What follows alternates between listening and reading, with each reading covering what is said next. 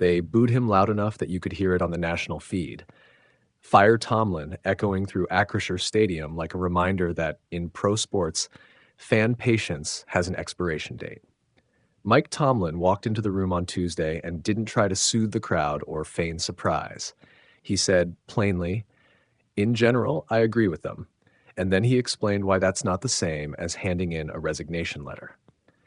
Think about that for a second. A coach who's been the Steelers' steady pulse for nearly 2 decades, who has never had a losing season, standing there and telling people he understands their anger. That moment is the heartbeat of the story.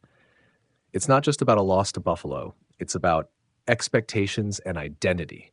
Pittsburgh isn't just a team, it's a ritual for a city that measures its Saturdays and Sundays by a black and gold rhythm. When that rhythm goes off, it's not just a bad game. It's a cultural annoyance that needs a response. Tomlin's response wasn't defensive theater. He acknowledged the reality. Football is entertainment, and fans pay to be entertained by winners. He didn't dodge. He said he respects the fans' frustration, shares it, and sees it through the clear lens of the business they're in. But then he layered on the other side: process, belief, and the practical work of fixing what's broken without making theatrical moves for optics. Here's the real tension. On one hand, Tomlin's resume buys him a lot of grace.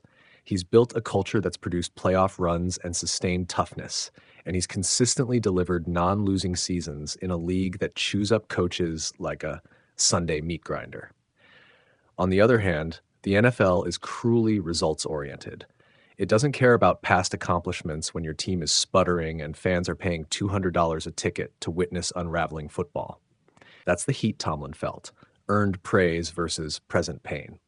So what is Tomlin actually saying when he agrees with the fans in spirit but stands by his process? He's drawing a line between emotion and evaluation. He wants ownership of accountability without the impulsive theatrics of a mid-season firing that might do more harm than good. His message: if we want change that matters, it has to be surgical, not sensational. Evaluate the tape. Fix the details.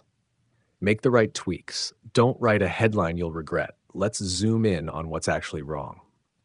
This team is messy on both sides of the ball. Offense ranked near the bottom, defense not far behind. Aaron Rodgers played injured, handling a broken left wrist and a busted nose. And that's a complicated human picture. Do you praise a warrior for gutting through pain? Or do you question whether a less than 100% quarterback makes the situation worse? Then there's the reality of schematic fit, play calling that looked stale in bursts, and inconsistent execution that turned manageable situations into momentum losses. Those are the meat and potatoes problems that won't be fixed with a viral firing chant. Tomlin's comparison to a journalist writing a bad article, does it lessen your confidence in your ability, is telling.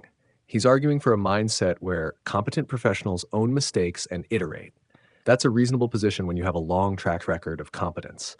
But it's also a fragile argument when fans measure success by wins, not by process narratives. The difference between the two perspectives is the time horizon. Fans see a season's arc, while a veteran coach sees a multi-year program. Both are valid. Both can be true at once. Now let's talk about credibility and consequence. Tomlin says he doesn't anticipate sweeping staff changes, but he will evaluate. That's the tricky middle ground. It communicates steadiness, but also signals potential course corrections. For an organization, there's a spectrum of actions that don't require firing the head coach. Personnel tweaks, schematic adjustments, shifting responsibilities within the staff, and altering practice cadence.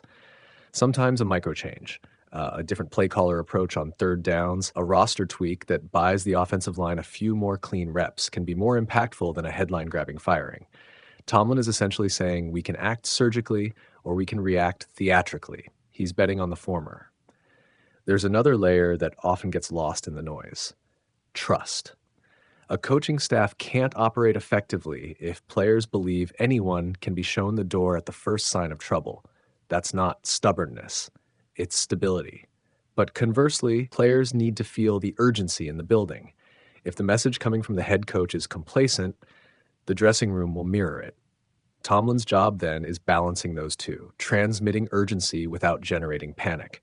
Saying "I agree with the fans" amplifies the urgency. Saying, "We will roll our sleeves up," is meant to stabilize the locker room. The trick is doing both in a way that actually produces results. So, what should fans reasonably expect? First, accountability. The coaches will analyze the tape and make corrections. Second, clarity. Players need clear standards on execution and effort, and Tomlin has to make sure those are enforced publicly and privately. Third, urgency. Incremental fixes matter, but so does an intensified focus on the fundamentals: third down execution, protecting the quarterback, and cleaning special teams. If the Steelers do these things, the record can correct itself. If they don't, the fire Tomlins. Chant will evolve into a persistent storyline that could demand organizational changes. Now, for the uncomfortable truth, sometimes stability is the right call, and sometimes it's code for inertia. The only way to know which one is happening is to watch the results in the immediate weeks that follow. The NFL calendar is relentless, and season narratives harden quickly. If the Steelers respond with sharper play, better situational football, and a couple of convincing wins, Tomlin's steadiness will look wise. If the losses pile up, the same steadiness will look like an excuse. At its core, this is a story about leadership in a pressure cooker. Tomlin's approach: accept the criticism, own the pain, but insist on process, is a play from the Veteran's Handbook. It's a high-risk, high-reward posture. The reward is that the locker room stays focused and the organization corrects itself. The risk is that fans demand immediate theater and ownership caves to public pressure, or worse, that the coach's faith in his process is mistaken. So here's the tight read. Tomlin understands the fans. He respects them. He shares their frustration. But he's not promising fireworks. He's promising work. The Steelers' next stretch, starting with that trip to Baltimore, is where the explanation must turn into evidence. Fans can chant all they want, but in the NFL, you get judged in the cold light of Sunday afternoons. Tomlin knows that. He's betting the proof will be found there. If it is, the boos fade and the patience returns. If it isn't, the chants will grow louder, and the conversation will switch from understandable critique to necessary change. Either way, the Steelers are at a fork. One road is a quick, dramatic reset. The other is a harder, more patient rebuild, not measured in tweets, but in tape. Tomlin's answer for now is the second path. It's a bet on craft over claptrap. Whether it's the right call will be written not in press conferences, but in the next few game scores. They booed him loud enough that you could hear it on the national feed. Fire Tomlin echoing through Acrisure Stadium like a reminder that in pro sports, fan patience has an expiration date. Mike Tomlin walked into the room on Tuesday and didn't try to soothe the crowd or feign surprise. He said plainly, "In general, I agree with them." And then he explained why that's not the same as handing in a resignation letter.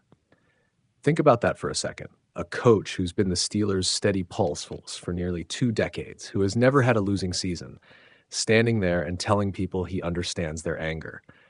That moment is the heartbeat of the story.